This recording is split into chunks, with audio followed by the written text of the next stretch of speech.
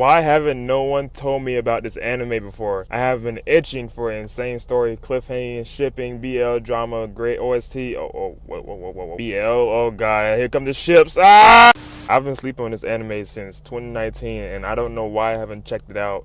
If you don't know, this is a Chinese anime where these two boys take on a job because they have special abilities that include time traveling, seeing cameras, hand tutting, and much more. Surprisingly, I was hooked by the first episode, and I'm sure you all will be too.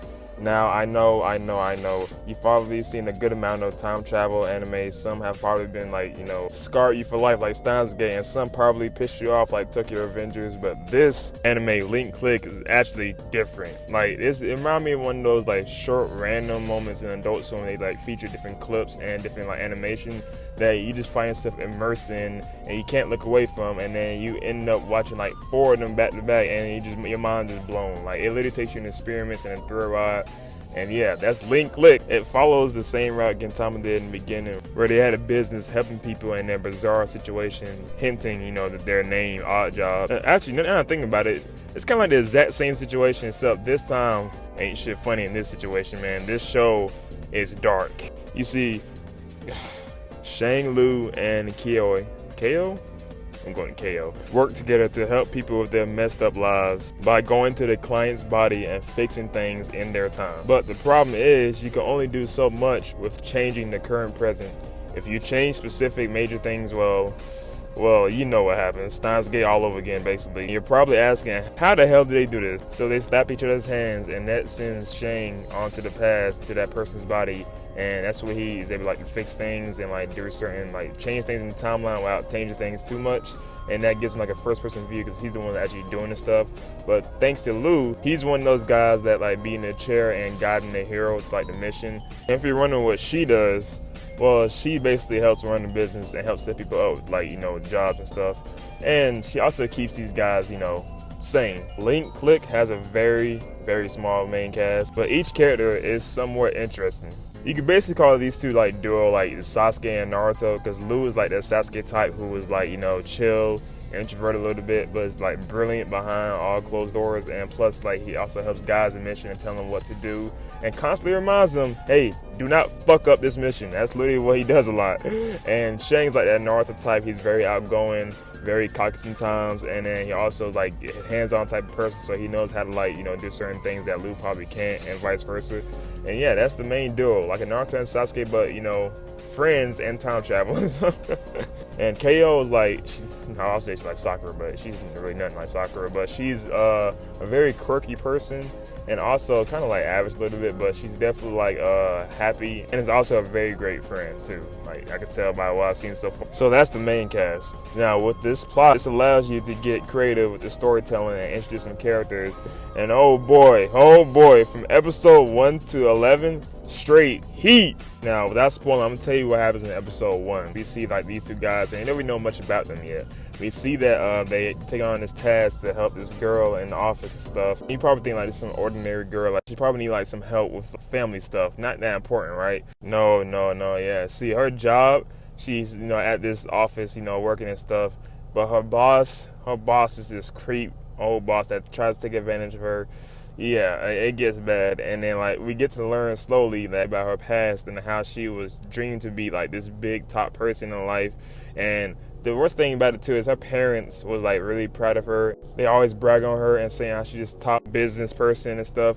In reality, it's not. She actually hates that job and hates the boss as well too. We get to know about her as a person, and she's the very sweet girl that gets effed over a lot. The thing that hooked me, not even joking, was when the guys was fixing some stuff, they was able to do what they achieved. It was kind of a happy ending at first, right? And then, I'm not even joking, I guess it's kind of spoiler, but not really. Actually, I want to say, spoiler warning. If you don't want to know, I guess it's a minor or major since it's the first episode. But anyways, if you don't want to know this episode, if you don't know anything about it, then skip over this part. But yeah, if you want to know a little bit about it, here it is. So the episode ends with her on the missing news. After the boys did everything they could, they fixed everything, she was able to move on with life. She ended up on the news in the boys' current time, right, in their time, saying that she's been found dead. And I'm like, what the bro? Yes, Yes, I'm like, I thought she's becoming like the main person like in the cast. She's gonna be like involved with the boys later on in the series. No, she was dead. And the crazy part is, the guy Shane who did all the work and stuff, he doesn't know, but Lou did, and that's why he told him not to mess with certain things, to like make sure it has to stay the same no matter what. That's when things got me. I was like, oh shit, I can see where this is going right now. And this one I thought I was seeing, bro, it gets worse and worse and worse from that. This formula leads to like new episodes where they feature new people and stuff, and some have happy endings, some have sad endings.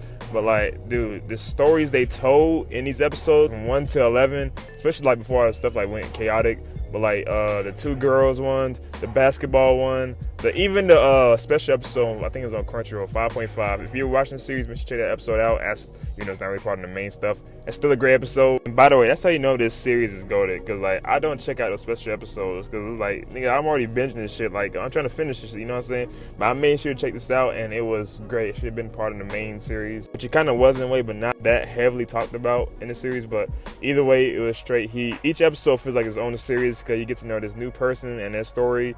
And then we get to know more, and it gets either sad, happy, then sad and bad, or crazy. Some stories involve, like I said, a basketball team, or involve like this kidnapping story, or this like cooking story.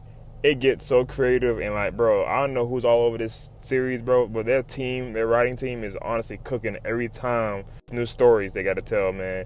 Because also, another great thing about the series is this is Chinese anime. So, of course, Chinese animation is different than Japanese animation. So, you can tell, like, there's some differences and stuff.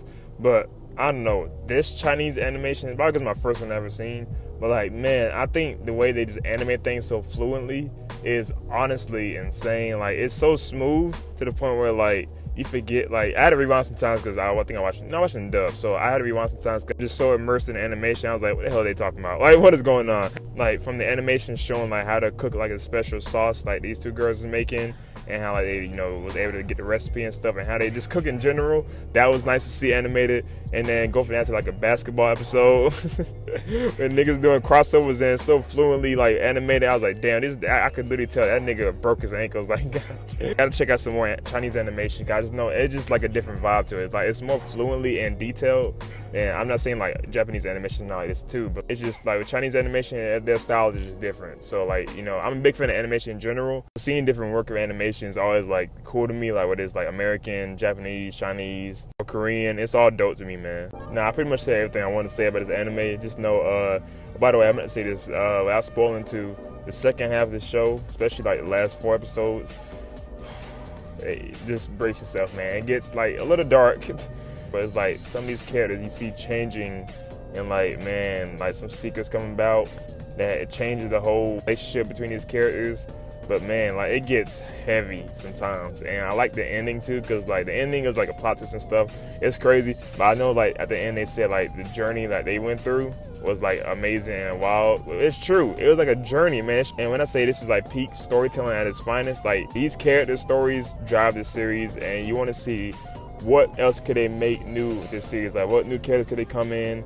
And now to the point they're bringing in antagonists now, it's just nothing but heat, man. And I feel like people are sleeping on this anime too, because I don't know why, but I found it because I saw it on my anime list. It was like top 50, or like, I think it was like 48 or something like that.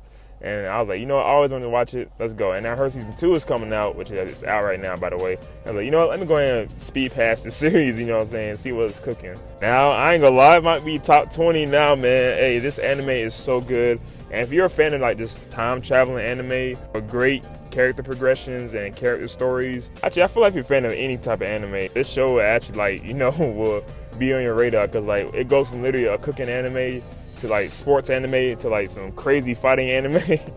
Like this is a great anime. I feel like people should check it out. It's called Link Click. It has like 1 season out right now. Like first season's like 11 episodes, and the second one is coming out right now. You know, I think 5 episodes in. And I haven't watched season 2 yet, because I want to make this video first and get this script down off that, you know, YouTube-y things. But now that I finished, I will start season 2 right after this video drops. And yeah, if y'all want to follow up video to that, I got y'all, depending on how crazy the plot goes. Now I got y'all the video, but man, season 1 was special, and you should all check it out. So say I put you on if you do check it out because of this video, and I gladly take the credit, man. So that being said, watch Link Click, man. Hold on, I forgot to mention the OST. Man, that visual and open, the ending, shit. That hand tutting, I can't do that shit, but still, I'll try, man. But hey, the ending, hold on. Stop thinking about it. Stop thinking about it. Oh, shit's so hard. I added to my playlist and stuff. Man, I had to sing the whole shit. Let me go and just end this video if I start singing, man.